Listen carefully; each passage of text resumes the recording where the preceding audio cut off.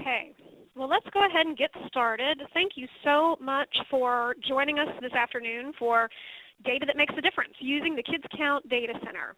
My name is Frances DeVinny. I am the Associate Director for Research and Planning here at the Center for Public Policy Priorities. And I have had the great honor of overseeing the Kids Count project for the last 11 years. So I'm going to give a little intro here about the Kids Count project. Again, here, let me do some housekeeping first. So you'll see that I'm going to start out talking today. You can see my mug up there. And then I'm going to hand it over to Jennifer Lee, who is now the lead researcher on the Kids Count project. She's done an amazing job with the project and with our new Kids Count book, which we'll talk to you a little bit about later. And you'll hear from both of us today. If you have questions, we are encouraging you to please use the chat room function in the bottom left hand of your screen. We're fortunate enough to have lots of people attending the webinar today, and if we opened up the lines for everyone, it could be a little bit of mayhem, so we thought this would be the most efficient way to get questions going. We'll have several spots along the way where we will stop and attempt to answer some of your questions, and then we'll have a big Q&A section at the end. Obviously, if I give you the phone number now, if you're not already on the phone, it would be kind of a moot point because you wouldn't be able to hear me tell the phone number. So please, if you know someone who's having trouble, the phone number is up on the website to dial in, and then we'll keep the lines open if you're having any technical difficulties. So let's get started. Okay. Well, here's the history of the Kids Count project. As you can see from our little caveman here, there was a back long ago before the dawn of the internet where data was really hard to come by, and making decisions sometimes felt like kind of thrashing around in the dark and hitting other people over the head with a big mallet about what needed to be done because you thought it needed to be done. And the Annie E. Casey Foundation was really very observant about what was going on in terms of making good public policy decisions that affected children. Far too often, public policy decisions were being made based on anecdote or story about a legislator's sister's neighbor's cousin that something happened to that it may have been very good or very bad, and trying to legislate around that. But to know whether you're actually making a choice that will affect the largest number of kids in the most positive way, you need good data. Now, the Census Bureau has been collecting really good data for a long time, but up until the start of the internet, it was kind of hard to get. And so we were kind of in the dark ages, as you can see with our little caveman here. It was really difficult to get good data. So in response to this need for good information, the Annie E. Casey Foundation decided they were going to start a project called the Kids Count. And what they did is they looked at 10 basic measures of how kids were doing: child health, infant health, educational outcomes like graduation, looking at child welfare, child abuse issues, safety issues, and compared all 50 states on the same measures to be able to see which states were doing better by kids and which states were not doing as good by kids, and helping to use that information to develop good federal legislation. This happened kind of in the late 80s. This went gangbusters. And so what we see is that Annie E. Casey really hit on something very important, that good information helps you make good decisions. You cannot really make good decisions without knowing what you're working with first. And so it was so successful, and they got such good feedback that they thought, you know, when you really look at the big decisions that affect kids, a good portion of them are happening at the state level, not at the federal level. In fact, some of our friends at First Focus have actually done research to show that only 8 cents of every dollar spent at the federal level is on kids. So you can see just from a funding perspective that a lot of the really good work that's happening is not happening federal, it's happening at state. So Annie E. Casey kind of put their money and their intention and their work and their time behind their idea, and they said, we're going to fund programs in every single state and Puerto Rico, Virgin Islands, and D.C. to do what we've done nationally at the state level. And so we have been the Kids Count grantee for over 20 years now, and we do what they did at the national level. We now take data, and we started this project actually back in the 90s, but I'll show you a little picture here of what we did kind of in the early 2000s. And we started putting together data for every single county in Texas. And we've been doing this, as I said, for over 20 years. Now, at first, kind of pre-good internet interfaces, we were putting out these phone books, right, where you had a page per county. That's our Texas page there. But it showed you how things got better or worse over time and had the indicators that we were measuring at the time. But then we got a little more sophisticated. And Annie Casey actually developed a really amazing tool. So over time, we've shifted to kind of two big products that we work on. The first one is continuing to do our annual State of Texas Children Report, but this is our newest one compared to the one I just showed you a minute ago. And what we do with our report is we take all of the good data that we've been looking at over the last 20 years, look at both trends over time and snapshots of where we are now, and we provide good context around why the data looks the way it does now. Policy decisions that were made in the past years that have made things better, and sometimes that have made things more difficult for kids and families in Texas. So our report is kind of our seminal piece, our cornerstone for really providing context to the data. But in fact, we have so much fantastic data now, we had to move to including it all online. It all couldn't be included in the report. And so the Annie Casey Foundation developed a website called Data Center, and it's datacenter.kidscount.org, and that's what we're going to share with you today. A little introduction to the website, how you can use it, how user-friendly it is, what kinds of indicators you can find on there, and how you can make it work for you to help you do your job even better. Now what's really exciting that you can see here too is that there is a mobile interface as well, because I know how many of you have been at cocktail parties and you say, how many children live in poverty?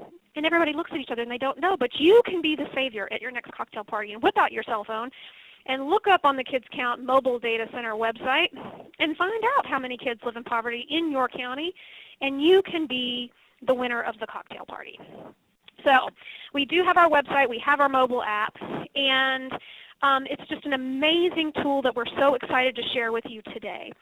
I'm going to turn it over to Jennifer now so that she can share with you about the data center. She's the one who's in charge of it now, so she has the best info. I've been very honored to work on this project, and I'm so honored to share this with Jennifer and with all of you. And again, if you have questions, please go ahead and type in your questions in the chat, and we will answer them periodically throughout the presentation this afternoon. All right, Jennifer, take it away. Hi everyone, this is Jennifer. I just want to kick things off with a short video about the data center and why you would use data in your work. So this is just about a minute and a half, and then we'll jump right into looking at data.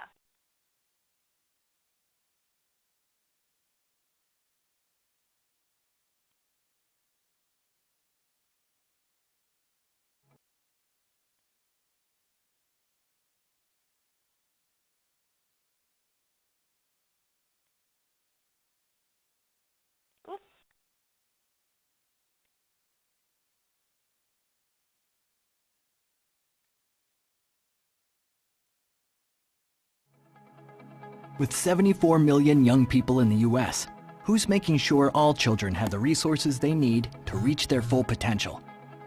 There are those who work to improve the lives of children and their families, to make sure their voices are heard. A journalist investigating the lack of healthy food in our community. A policymaker trying to provide affordable childcare for working families. Or an advocate addressing the growing youth employment crisis. But oftentimes they don't have the tools they need, and the information that would make change possible is hard to access and comprehend. It's time to harness the power of data. The Annie E. Casey Foundation's Kids Count Data Center contains thousands of child well-being indicators related to education, health, poverty, employment and income, and youth risk factors. With data ranging from nationwide and state levels to city, county, and congressional districts, the Kids Count Data Center and network of state advocates support those looking to support children and their families. When we use data to inform decisions and to help others access the resources they need, We're giving children and their families a better chance at life. Harness the power of data. You can make a difference.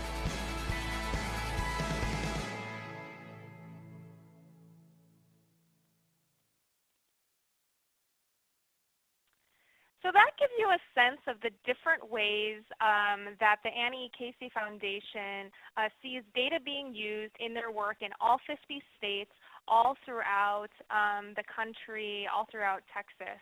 And just to share a little bit about the Center for Public Policy Priorities and how we use data, at the Center for Public Policy Priorities, we're an organization that believes in a Texas that offers everyone the chance to compete and succeed.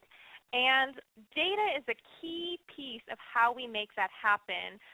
We use data and analysis to advocate for solutions for Texans. And there are just a couple examples I just pulled off of recent work that we're doing in our legislative session. We have identified emergency rooms that don't have in-network physicians and are surprise billing people. We've looked at recidivism rates for Texas inmates with mental illness. So there are a lot of different ways that we can use data to sort of make the case for public policies that will help Texans reach their full potential. So I just want to start by getting a sense of how familiar people are with the data center. How often do you use the Kids Count Data Center? Never used it before, used it once or twice, occasional use, frequent user. Just to get a sense of how familiar people are with the data center as I go through the tool. All right, and it looks like about half of you have never used the data center before, and some have used it a little bit. So I hope to have a little bit for everyone. The first part of my presentation, I'll go through some basic ways to use the data center. And in the last half of the presentation, I'll go through some new features for those of you who have used the data center before around data visualization and some new features that the Annie Casey Foundation has added. So first, before we jump into the data, I think it's really important to ask yourself before you're going to use data to get these questions. Get really specific about who it is that you care about, what it is that you care about, and why you need to use data.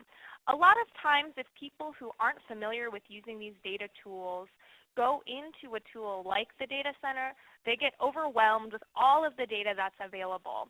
So it's really important to get clear for yourself. You know, who is it that I care about? Maybe it's kids in a specific county in Texas. You know, what is it that I care about? Do I care about teen pregnancy, or what am I looking for exactly? And more importantly, why are you using this data? Who is your audience that you're going to be using this data to communicate with? And so I want to just do one more poll to get a sense of how people are currently using data. And we can go into an example of how you might use data. So I'll just give you a few seconds here. How do you currently use data? And earlier you heard a few of examples in the video and from how the center used data. Might use it as an advocate or in research or for writing grants.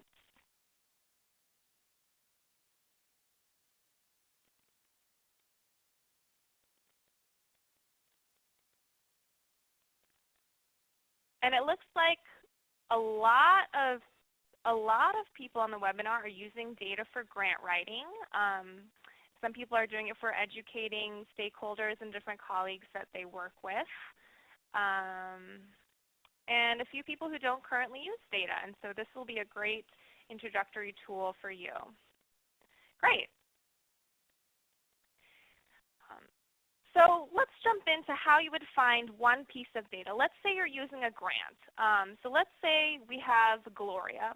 Gloria runs an after-school program, and her after-school program serves kids where English is their second language in Travis County. And so she might wonder how many students are in bilingual and ESL programs in the public schools in Travis County. This might help you write a grant to get more teaching support in your after-school program for these kids and figure out what the need is. So Gloria would go on to the data center, and if you went to datacenter.kidscount.org, you'd go to the home page and you would see this. Again, the data center is a national part of the National Kids Count Project, so there is data for all 50 states. But we're going to be looking at Texas, so if you clicked on Texas on the map, you'd be taken to this list, Texas indicators, and it lists all of the different indicators that are available for Texas. Now here's where it's really important to again, have clear what you want so that you can sort of filter and narrow down what you're looking for. There are a few different ways to do this. I'll show this to you on the left-hand menu and also across the top. Now on the left-hand menu, one of the ways that you can filter is by looking at geography. And this is really important because when you first go to the Texas homepage, you're going to see all the different data that's available. But not all of the data is available for all different geographies. So if you are looking for something, the indicator might be available at the state level for Texas, but if you look for it in Austin, it might not be there. So it's important to choose your geography to see what's available. Another shortcut way to figure that out is at the top you'll see there's little triangles and circles. The triangles are data provided by the National Kids Count Center, and that's generally going to be data that's available at the state level. The Center for Public Policy Priorities, that orange dot there, all of those indicators with the orange dot are going to be available at the county level. And the triangles are going to be available for the state and other geographies. Going back to the left-hand menu, another way that you can narrow down is by topic. You'll see that there's demographics, economic, well-being, education, health. So that's another way that you can narrow down what you're looking for. So to take our example for Gloria, if we were going to look for Travis County kids in bilingual and ESL programs, we would click by county education. And if she filtered there on the left-hand side, you'll see it will narrow down the indicators that she's able to look at, and you'll see down at the bottom, she would see students in bilingual ESL programs. Now if she clicked on that indicator name, it would take her to this type of page. This page shows all the counties. It shows the number of kids in bilingual ESL programs and the percent of students enrolled in bilingual and ESL programs. And again, even though you're clicking on one indicator, you might want to narrow down what you're looking for. And those are on the left-hand menu. Again, we'll go through some of those options. You can select locations. So let's say you really just want to look at Travis, or you want to look at the Central Texas area. So you're just going to check Travis County, Bastrop County, Hays, Williamson. You could do that on the left-hand side. You can also compare to the state of Texas. This is very useful if you want to see, how does your county compare to the state of Texas as a whole. You can also select different time periods if you want to look at a trend over time. You can see the different years that are available. And you can also choose a data type. Now this is very important. There are different types of data that are available on the data center. There's numbers, so how many students are enrolled in bilingual ESL programs, for example. There are percents. What percent of students, what share of students are enrolled in bilingual and ESL programs. You're also sometimes going to see rates, and I see a lot of people get confused by rates. We'll see an example of this later. Rates are for events that fortunately are fairly infrequent. For example, things like juvenile arrests or infant mortality, and often these rates will be presented as a per 10,000 or per 100,000 children. So be careful not to mix that up. I see people mix up the percents and rates a lot. So just make sure that you know what type of data you're looking at. Along the top, I want to show you a couple different tools that will be useful to you. Sometimes people just need to grab that number from the website to pop into their grant, but sometimes people want to download the data in Excel and sort of manipulate it or save it to their computer. You can do that here. If you click Raw Data, it will download an Excel spreadsheet of all the data for this indicator. And the second thing that's very important at the top is definition and sources. It's very important to check your definitions. Sometimes people think they know what they're looking for, but the indicator might be slightly different. For example, teen birth rate. We see this in teen birth rate. If you look at data in different places in the data center for different states define teen birth rate in different ways. For example, some states define teen birth rate as the number of births to teens out of all of the teens that live in a state. And some people define it as teen births out of all the births in a state. So comparing to the number of teens or comparing to the number of births. So that's the type of information that you're going to get on the definition, and it's just really important that you have a full understanding of what the indicator is telling you that you are looking at. And finally, one last little trick of the trade. A lot of people who are new to the data center, when they get into the data they want, and then they're trying to go back to the full list, they end up hitting back, back, back, back, back. And there's actually a little shortcut, which is sometimes easy to miss. Change indicator is right under the name of the indicator, and if you click that, it'll take you back to the full list. So that's a basic example of how to navigate the data center and to just grab one piece of data. I'm going to pause here to see if there are any questions that have come in before we move on to something else.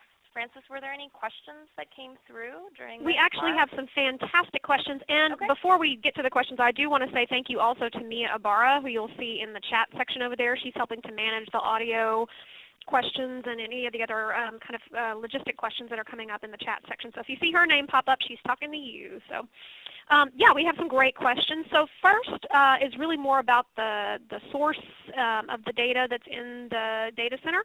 So where does the data come from and how often are they added? That's a great question. That link that I showed you earlier with definitions and sources, if you click on that, it will tell you what the source of the data is.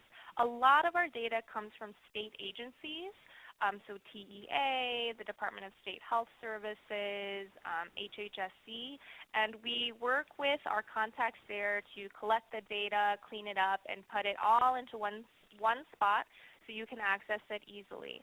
So a lot of the data comes from state agencies. Some of it comes from the Census Bureau. But if you want to be sure for your indicator, just click on that definitions and sources.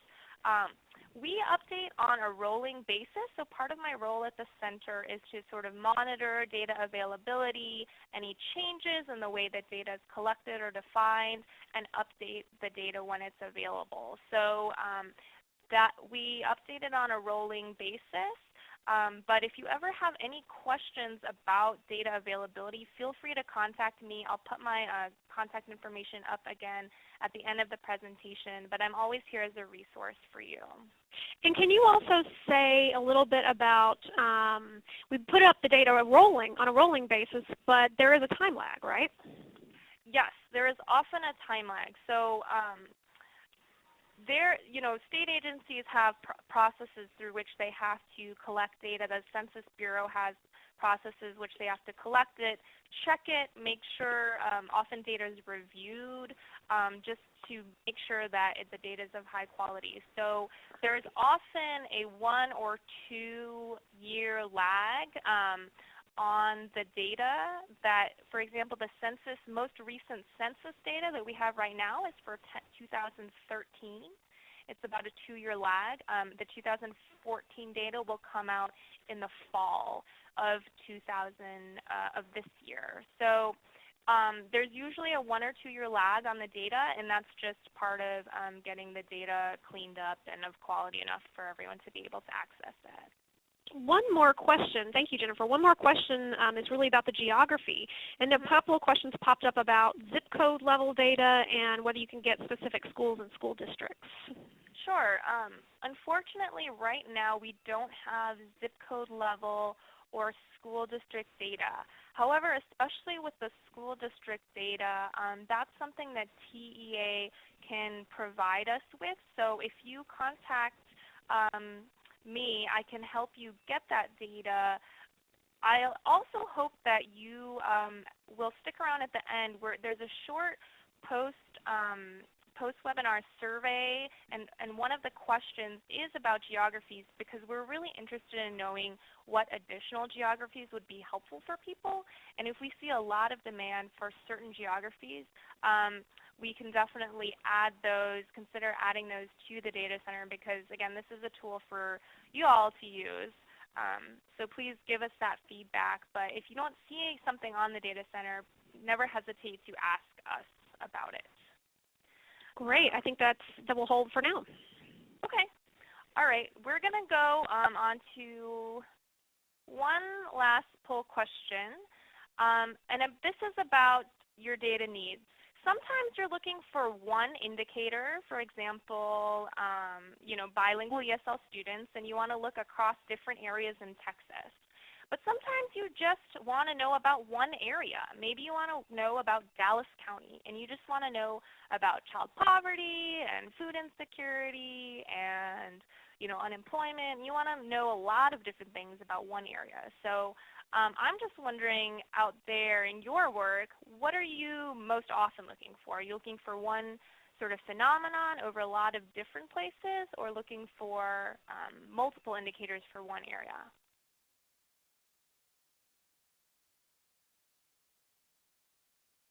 Oh, and it looks like sort of an overwhelming number of you are often looking for multiple indicators on one area. That's great. This will feed right into the next feature of the data center that we're looking at. And this part of the presentation is about looking at multiple indicators in one area, or what is up with Dallas County.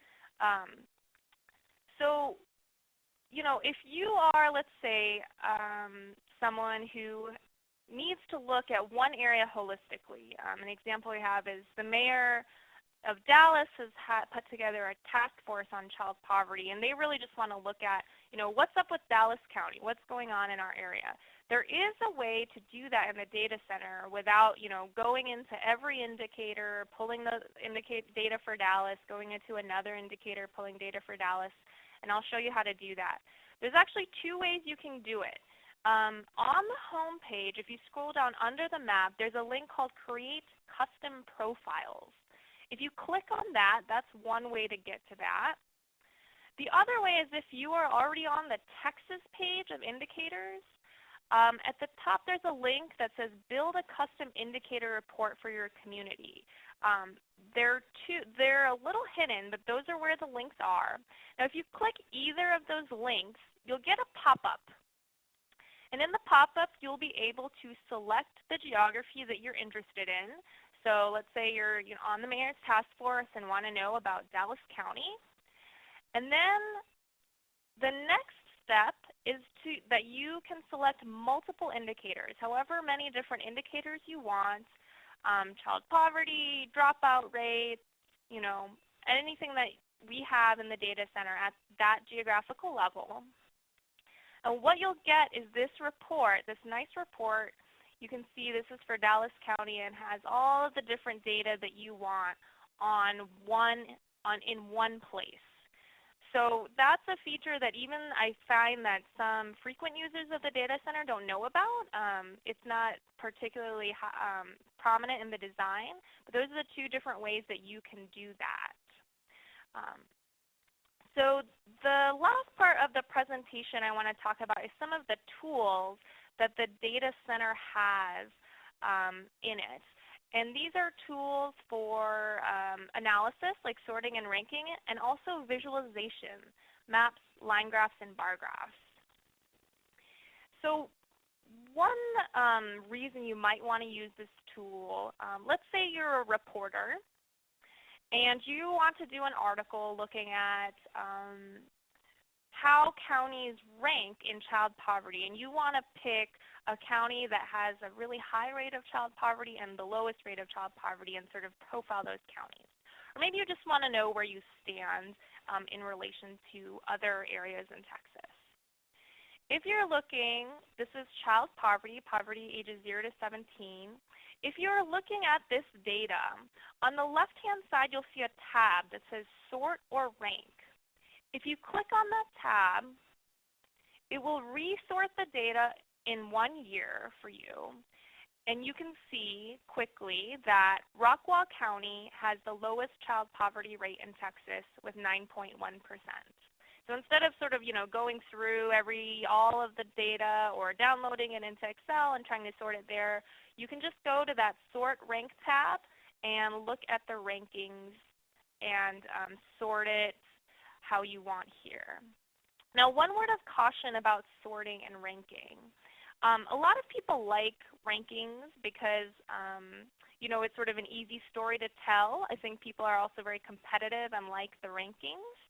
But if you are looking at data in a small county, in a county with a low population, sometimes these rankings can be very unstable. And I'll show you an example of what I mean. This is the infant mortality rate in Harris County and in Chambers County. And you'll see that Chambers County, the infant mortality rate goes wildly up and down from 1 year to the next. And so if the rate is going up and down 1 year to the next, the ranking is also changing very rapidly from 1 year to the next. And Harris seems a lot more stable. But if you know where Chambers County is, it's a very small county, and that's why with this type of indicator you see so much instability. So I would just be very careful about using those rankings from year to year on counties that have small populations. I'll pause just for a minute here to see if anyone had any questions about the rankings or the custom profiles that I showed you earlier, where you can look at multiple indicators in one area before we jump into the last part on data visualization. So thanks, Jennifer. There have been a couple of questions that have popped up. Can you choose or restrict the counties that you rank in the data center? You cannot. You will have to rank all of the counties or all of the geographies that you are looking at. And sort them that way. Why would that be? Well, it's important to be consistent in your rankings. And the way that the data center is set up, if we have data, we work really hard to get data for all 254 counties in Texas, even those small counties. And so if we have data for all of the counties, we really want to look at the ranking for all of the counties. Now that doesn't mean if you were wanting to compare yourself to, let's say you're Dallas County and you want to compare yourself to Harris and Travis and Bear, that you could pull that data out and just do that comparison. But if we're sorting and ranking, we really want to have the complete data, and we work hard to get data on all 254 counties in Texas. Great. And then there was one other question about how data is ranked from largest to smallest or vice versa. You can actually switch that. Well, if you click on the top, you can sort ascending or descending. The rankings are rankings that we set, and they can really go whichever way you want. But so you'll notice for child poverty, we did the lowest rate of child poverty as number 1. We consider that sort of the best outcome, so the number 1 outcome that you want is to have a low child poverty rate. But for some of the indicators, it might not be as clear whether or not it's a good thing or a not so good thing. So that's something that we decide, but you can sort ascending or descending. You can choose that by clicking on the sorting. Can you give an example of one of those indicators that may be confusing whether it's a good thing or a bad thing? Sure. So for example, we have an indicator about children who are receiving SNAP benefits. Having a high number of children who are on SNAP benefits can be a negative thing because it's showing that there's a lot of need in the community among kids, using SNAP is also a symptom of being low income and having food insecurity in your household. It can also be a good thing because it means that kids who are eligible, who need those benefits, are able to access them, and that they're able to access the supports that our state has in place just for those kids who need it. So depending on your perspective, yes, it's a symptom of sort of need in the community, but then it's also a symptom of people being able to access the benefits that they are eligible for and that help them out. So with the programs, I think you could sort of make the case for both. Yeah, it kind of depends on what your message is and what your frame is about how you want to look at it. One last question for this section, and then we'll pause again, and we'll take questions at the end. There was a question about how, and I think this actually, they asked about how the foundation determines which indicators to measure, but I think it's a good point to clarify again the difference between the foundation indicators and the center's indicators and how we choose them. Sure. So the foundation determines which indicators to measure based on a couple of different things. One is just by conversations and input that they get from lots of different advocacy organizations that they have relationships with throughout the country, and also child advocacy organizations on what's important to measure.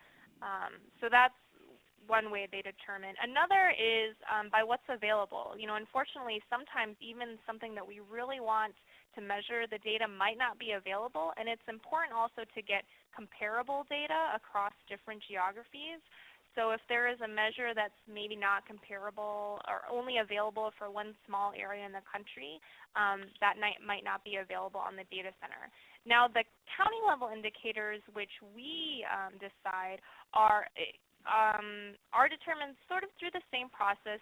They're through conversations that we've had with advocates throughout the state of Texas and from the data that's available by state agencies. Again, at the end of the webinar, I hope you'll fill out our survey. There'll be a chance for you to give us feedback on data that you want to see in the data center, and we can look to see if that data is available and make a determination about whether or not we should make that available on the data center. And also, if you have data that you have access to that you think would be good to put on the data center, that's also something that we want to know. So please let us know that at the end. I think one other thing I'll add to that, Jennifer, is that we determine, what data to include in addition to what Jennifer already mentioned based on kind of the reliability and validity of the data. So we won't necessarily include data from independent surveys that are done, one time, like a one-off survey. We won't include data that only has data for, the top 10 biggest counties, because one of the big benefits of the data center is the ranking function, so to be able to see that. So that's when it comes back to what Jennifer said earlier. Most of our data is either from the Census Bureau surveys that they provide, or kind of like full population data for a particular program or a particular outreach population in Texas that comes from state agencies and things like that. There are a couple of other surveys that are included, but not very many. So it's really also the reliability and validity is an important piece.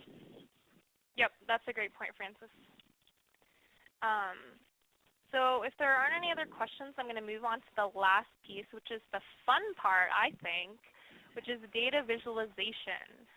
These are those maps and those graphs that are fun to make and include in lots of different things. And when you're working with visualizations, it's really important to figure out what your message is, what the data story is you want to tell. For better or worse, when we look at something like a map or a graph, seeing is believing. And that can be manipulated if the data is misrepresented in a graph or in a map. Or it can, tell the story, very clear story about what you want to tell in a really quick way that, looking at a chart of numbers can't. But it's really clear to figure out what you want to say in your visualization. I think this will be clearer when I show you an example with the maps later on.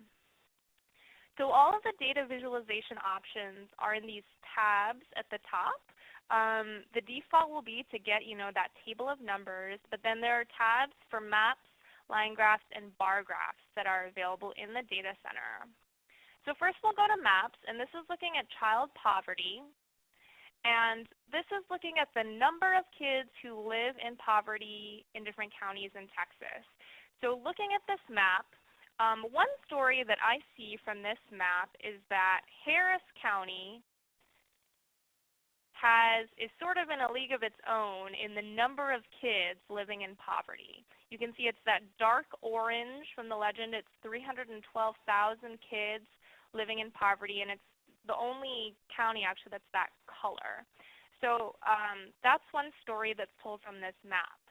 Now if we switch on the left-hand side, if we switch the number of kids in poverty to the percent of kids living in poverty, you'll see there's a very different story being told. And that's why I said it's very important to understand what is the message you're trying to convey.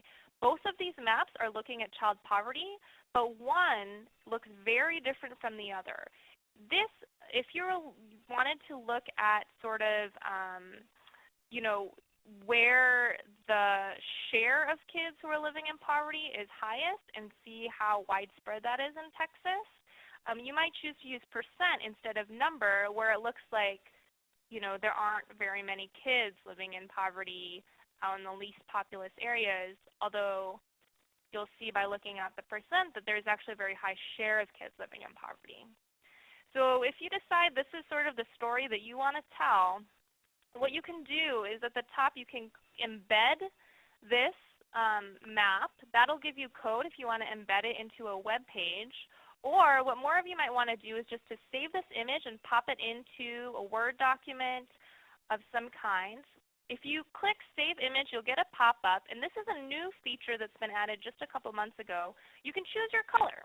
So if you decide, I don't really want child poverty to be represented by orange, I want it to be represented by purple, you could click purple. And these maps are a great thing to put into grant reports, or depending what you need it for. But the images are of high quality enough to reproduce. We actually used a child poverty map in our State of Texas Children book that we used, that we released in March. And you'll see that same map. I just grabbed it from the data center and we put it into our written report. Now line graphs. I'm going to switch over to line graphs now. Line graphs are great for showing changes over time or comparisons over time. That's their main purpose, to show change over time. And if you click on the line graph tab, you might see something like this. This is, again, looking at child poverty. This is for Travis County. You'll see there's a little key that shows Travis County. And you can see that over time, you can see the effects of the recession. Child poverty going way up, and then most recently coming back down. There's one thing to watch out for, though. What is wrong with this picture? If anyone can figure out sort of what's sort of wrong here, feel free to put it in the chat box. If anyone can see something funny with this.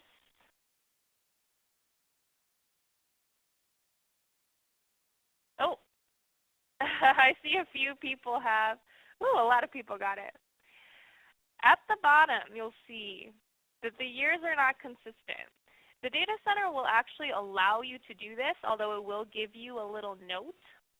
And as a lot of you have noticed, the intervals are not regular. So for example, it jumps from 1989 to 1999, then to 2004. So when you're making a line graph, make sure that your time periods are regular. So it's every year, every other year, every 3 years, whatever you need. But just make sure that they're regular so that your line graph isn't distorted. Again, I said, it's very easy with visualizations to sort of manipulate your message, but we want to be respectful of the data and fair in how we convey our message. One thing that you can do in the data center is you can actually select multiple counties. So you can compare over time. The data center will actually allow you to do this for 7 locations, but I highly recommend that you don't use all 7 locations. It's really difficult to start seeing 7 lines crisscrossing each other. So you'll see here, I looked at Bastrop, Travis, and Williamson counties. This is the number of kids who live in poverty. You can see that Williamson County has more kids who live in poverty than Bastrop, but fewer kids in poverty than live in Travis.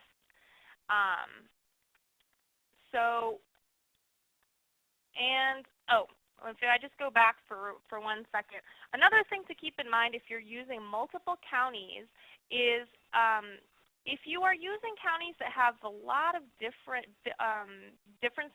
differences in population, you might not be able to see the changes as well. So because Travis County has so many more kids than Bastrop and Williamson, even though there might be relatively big increases in Bastrop County, it's hard to see because the scale is so stretched out, you don't see that really high slope. So if you really are wanting to get the look of that slope and that's the story you want to tell, make sure you're comparing counties that have similar populations to each other. Another way that you could look at this, and again, this is so important that you know what you want to say with your graphs, is if you change this from number of kids in poverty to the rate, you would see that the map looks really different. Here you can see that the child poverty rate in Williamson is much lower than Bastrop and Travis, and that more recently, the child poverty rates between Bastrop and Travis County have really diverged. But this is looking at a rate, so everything's on the same scale here. And again, like with the maps, you can save this image or you can embed it into a web page. And the last visualization that you can use are bar graphs. And right now, the best way to use bar graphs in the data center is really to look at a single year and to compare different locations. Let me show you what I mean. You'll notice on the left-hand side, you can only choose 1 year. So this is looking at 1 year of data, but you can select 5 different locations, up to 5 different locations to compare. So this is confirmed victims of child abuse, and a bar graph really clearly shows the differences. Now bar graphs can be used to show differences over time. Basically what you would do is you would create a bar graph for 2014, and then you could create a bar graph for 2010, and for different years. But right now in the data center, you can't do that all at once. You're really going to have to just look at 1 year and look at comparisons in 1 year. But that's a great way to use bar graphs. And again, just to point out the rate, this is a rate here. The confirmed victims of child abuse, this is not that 11% of kids in Bexar County have been confirmed as victims of child abuse. This is the rate per 1,000 children. This is a mistake that I see a lot, as I mentioned earlier. Make sure that you're very clear on whether or not you're looking at a rate or a percentage when you're looking at your data. So I just want to end by going back to sort of the video that we had earlier. Maybe you recognize yourself among some of these roles, or maybe you're slightly different, but there are a lot of different ways that you can use data to do your work to make a difference for kids. And we hope that the Kids Count Data Center is a key tool in that. We're going to wrap up with some Q&A, and then I will put my contact information up. We hope that you can use this tool. As you've seen, it's pretty easy to use. But if you ever get hung up on something or don't have time, or if there's something that you can't find on the data center, you can always contact me At the Center for Public Policy Priorities, part of my job is to be a resource for the Texas community, and so you can always contact me for help or for clarifications on data. So that will go to our final group Q&A. Great. Jennifer, that was really excellent. Thank you so much for all that information. Now, I encourage people to stay online. Don't hang up yet because we do have a little bit of housekeeping. We're going to, before we do the final questions, I will remind you all that we will be sending you a follow-up email that has a link to this presentation itself as well as a link to the recording of the webinar. The webinar we're only going to be able to keep on our website for about a month, but the PowerPoint presentation we'll have available for you to download and use at your leisure. And then also, is the survey, the final survey is going to come in the email. Is that correct, Jennifer, or is it going to come on the webinar today?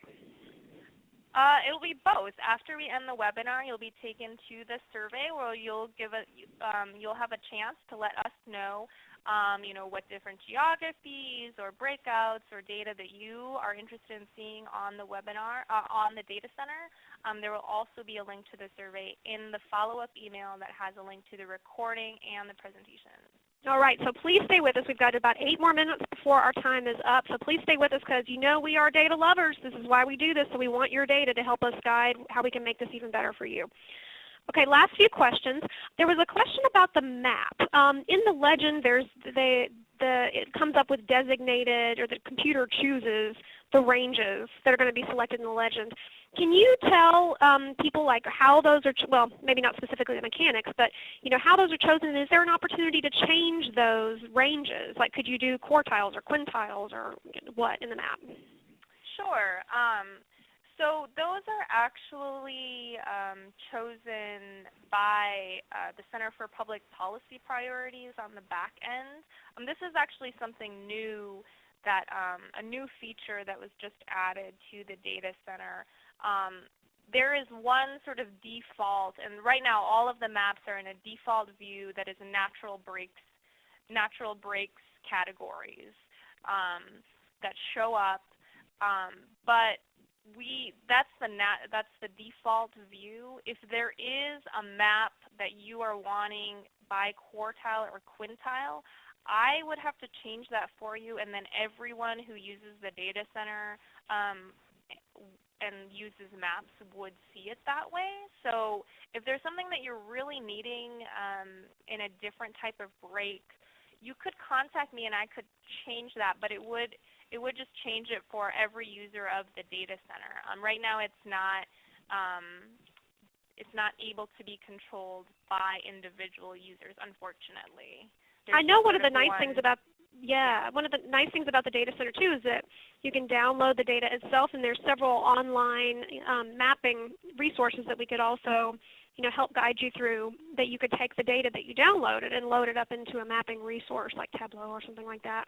Yeah, if you have the ability to do that, that's a great way to use the raw data if you download it, to upload it into Tableau or into Google to create your own maps as well. Yeah. And then there was another question about kind of same function. Can you change the y-axis, which is for those of you who are not as nerdy as we are, so the y-axis is the one that goes up and down, and the x-axis is the one that goes left and right. Can you change or edit the y-axis on the line or the bar graphs? On the line or bar graphs? No, unfortunately you can't. You can't do that. The only way to sort of work around that, which I've found, is again to sort of select, especially if you're comparing different areas, is to sort of select counties that are very similar in geography if you want to see, really high slopes, or select a wide-ranging group in population if you're wanting to look at something flat. But right now the data center doesn't have the capability. It also doesn't have the capability to order the bars differently. Right now the default view is alphabetical. I don't believe there's a way that you can move the bars around either, but the Casey Foundation is continuously updating this tool, so if there are ever any updates to functionality like that, then we can definitely let you know, or we can do another webinar to let people know about some of the new tools. Excellent. Well, I think that wraps it up for us on the question side. Can you share with people the last survey? Sure. Well, let me just, I just want to put up my contact information up there. You can contact me by email or by phone with any of your data questions. So please take that information down. And then after we end this webinar in just a minute, you'll be taken to a survey, so please fill that out. And thanks for your attention during this webinar. We hope that you use the Kids Scout Data Center and tell your friends. Thanks, everybody. Have a great afternoon.